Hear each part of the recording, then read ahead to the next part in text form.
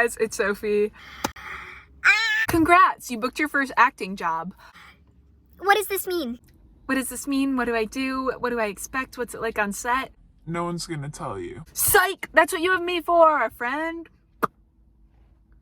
I wasn't punching you, I was capuching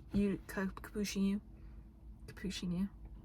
Set, and I just like, oh my god, these girls are walking by me and now I feel I'm just FaceTiming my friend. Okay. Yeah, no, I'll be there in about 5 minutes. Yeah, again, this is just going off of my experience. I know some people feel some type of way about doing acting jobs based on self-submission. If part of your acting journey is you're not going to do those types of jobs, don't do them. For me, I love this craft. I love this industry. I love making connections. And so I do those jobs, and I do find that I learn a lot and things like that. And I'm very much for self-submitting if you can. The top 5 things you should know before going on your first set. Probably won't be paying that much attention to you.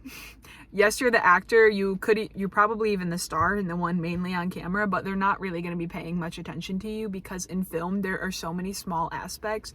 So crew and stuff, they're going to be focusing on getting the shot set up. Even the like PAs and stuff are always running around like mad people. Kind of just expect you to show up and do your thing. Ask questions, but also don't be annoying. I'm not going to tell you what that entails. We're smart. And if you're not, you're an actor. Just pretend. Which leads me to number 2. Just act like you know what you're doing. Because a lot of the time when they hire you for these gigs, it's a bunch of freelancers coming together. It's a lot of crew freelancers, a lot of just actors from all different stages of life and things like that. And a lot of time it's a bunch of creatives that don't really know each other coming together, hired on for this project to create this beautiful thing.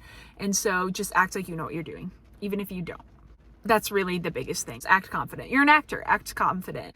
Can you stand in? And you're like, fudge, like, what does that mean? Can I stand in? They want you to go stand in for lighting, whatever. So just go stand in front of the camera. Like, stand in. You're just standing in front of the camera. Like, just kind of pretend you know what you're doing. Even if they say something that kind of throws you off. Act like you know what you're doing. Yeah. Honestly, even if you're not an actor, that's just a secret to life. Just act like you know what you're doing. None of us know what we're doing. We're on a floating rock. Number 3, some basic film terms that I feel like you should know. Just because these types of terms threw me off when I was on set the first time. So your main point of contact is probably going to be a PA, which is a production assistant. That is the very entry-level position. And so your PAs are the ones that run around, go get crew coffee, and just, they're basically everybody's little biatch is honestly what they are. They will usually be the one that like greets you when you get to the set, that will show you to your dressing room, show you the hair and makeup, show you where to set your stuff, all of those things. PA stands for production assistant. And then usually above the production assistant is a production coordinator. This is probably the person that emailed you out the call time and all of that stuff. They're the head of these production assistants that give them all the like minor tasks to do, etc., etc. And then ahead of them you have the AD, which is the assistant director. They assist the director, keep everything on schedule, keep kind of time going. Cinematographer, cam op, they run the camera. You have the DP, which is a director of photography who directs the way the shots look. You have the gaffer, which is lighting. You have the sound engineer, the audio engineer who controls audio. Some quick little audio terms to know: boom mic. Lav means lavalier mic, which is a little microphone that they clip onto you. So if they say go get laved up and you're like, what the fluff is a lav? Mark is a little tape thingy that they usually set up for you. Those are relatively some terms you should know on sets. Obviously, their jobs aren't so specific, like that is exactly what they do every single time. This is kind of just a generalization of their jobs that I've noticed from the jobs I've been on and from what I've learned and what I've researched. But this also leads me into number 4, is that there are actually really no set rules in film, and you'll find that. So every single set, every single job you book is gonna run so differently. And so an AD on one set might do also what the PA and the production coordinator does, because they don't have the budget to have these production assistants and stuff. So the AD on one set might be doing stuff different than an AD on a bigger budget set. And so they're both ADs, but like their tasks are going to be a little bit different. In the film world, it's not like a doctor, where I feel like doctor is pretty standard in every industry, kind of what they do. Whereas in the film industry, it is so not like that.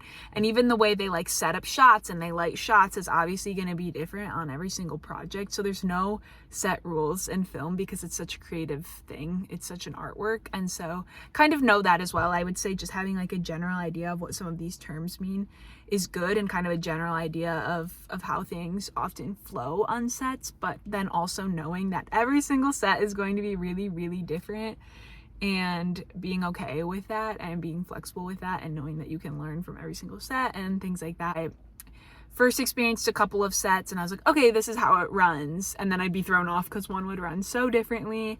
And that's just the film world, baby. There are really no set specifics. If you love specificity, if you love control, all of that things, you picked the wrong industry. I love all of those things, but I love the craft of acting more. Number 5, even though people might not talk to you because they expect you to kind of know your stuff, don't be afraid to talk to other people if the time is right. PAs are everybody's little biatch, and sometimes there's not biatch work to be done in that moment. And so say PA's just vibing, he's just chilling, he looks kind of bored. Don't be afraid to go over and like strike up a conversation, because you will find that most people are willing to talk to you. Even if they are busy, they'll probably be nice and still talk to you, but just don't. You don't want to be annoying. Don't be afraid to be the one to initiate conversation, because I feel like that was always my thing. A couple years ago, so I would just be like, why isn't nobody ever like coming up to talk to me? Like, why does nobody want to be my friend? But then I found out that once I started initiating things and I got the conversation going, most people are cool and chill, and then just from me starting the conversation, we end up having a great two-way conversation. And so you just have to be the one who's willing to make the awkward first move. Try to make it not awkward as you can. Kind of like how I'm not being awkward right now. Bye.